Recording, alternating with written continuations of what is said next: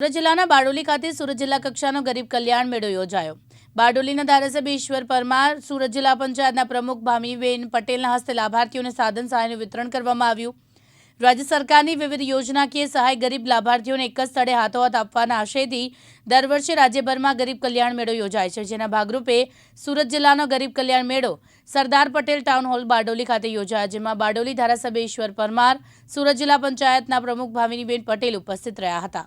આજે સુરત જિલ્લાના જિલ્લા કક્ષાના ગરીબ કલ્યાણ મેળાનું આયોજન કરવામાં આવેલું હતું। એમાં આપણા સુરત જિલ્લા પંચાયતના માનનીય પ્રમુખ શ્રીમતી ભાવીબેન પટેલ ઉપસ્થિત રહ્યા હતા મુખ્ય મહેમાન તરીકે, અને માનનીય ધારાસભ્ય શ્રી બારડોલી ઈશ્વરભાઈ પરમાર સાહેબ પણ આ કાર્યક્રમમાં ઉપસ્થિત હતા।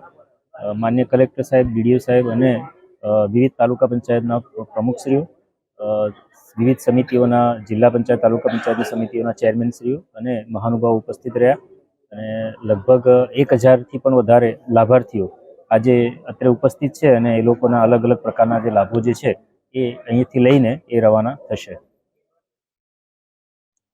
ટોટલ 3 પ્રકારની એન્ટ્રી આપણે ગરીબ કલ્યાણ મેળામાં કરેલી હતી। એટલે કે ચાલુ વર્ષમાં મેળા પહેલા, એટલે કે આજની તારીખ પહેલા જે લાભાર્થીઓને લાભ અપાઈ ગયા એ મેળા પહેલાના લાભાર્થીઓ, અને આજે અહીંયાથી જે લાભ આપવાના છે મેળા દરમિયાનના લાભાર્થીઓ, અને મેળા પછી પણ જે મંજૂર થઈ ગયા છે અને પાછળથી લાભો આપવાના છે મેળા પછીના લાભાર્થીઓ, એમ ટોટલ લાભાર્થીઓ મળીને 19,300। નીલય ભટ્ટ, દિવ્યાંગ ન્યૂઝ, બારડોલી, સુરત।